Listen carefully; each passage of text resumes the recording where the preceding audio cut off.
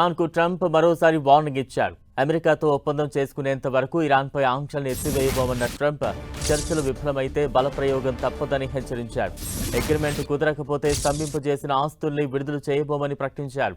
ఇరాన్తో శాంతి ఒప్పందం చర్చల ప్రస్తుత స్థితిని తెలియజేస్తూ ఆయన ఈ వ్యాఖ్యలు చేశారు. ఇరాన్ నాయకత్వం ఒక ఒప్పందానికి అంగీకరించి తన కట్టుబాట్లను నెరవేర్చిన తర్వాత ఆర్థిక ఒత్తిడిలో సడలింపు వస్తుందన్నారు.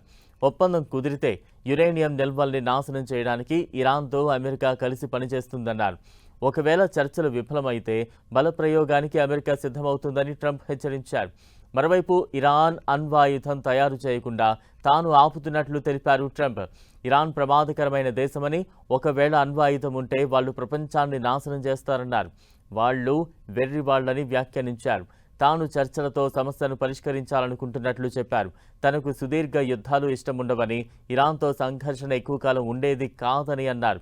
అలాగే లెబనాన్ను తాను ఈ తాత్కాలిక ఒప్పందంలో భాగం చేయాలనే ఆలోచన లేదని ట్రంప్ తెలిపారు. కాల్పుల విరమణ ఒప్పందంలో ఇరాన్ బాధ్యతాయుతంగా వ్యవహరించాలని, ఒప్పందంపై తమకు నమ్మకం కలగాలని అన్నారు. అప్పుడే ఆంక్షలపై చర్చలు ప్రారంభమవుతాయని తెలిపారు. మరోవైపు ఇరాన్తో అమెరికా చర్చలు కొనసాగుతున్నప్పటికీ ప్రాంతీయ ఉద్రిక్తతలు ఇంకా తగ్గలేదు. గత కొన్ని నెలలుగా కొనసాగుతున్న ఘర్షణలు, దాడులు, రాజకీయ అస్థిరతలు ఈ చర్చలకు మరింత క్లిష్టతరం చేశాయి. ట్రంప్ వ్యాఖ్యలు ఒప్పందం విషయంలో అమెరికా తన వైఖరిని స్పష్టం చేసింది.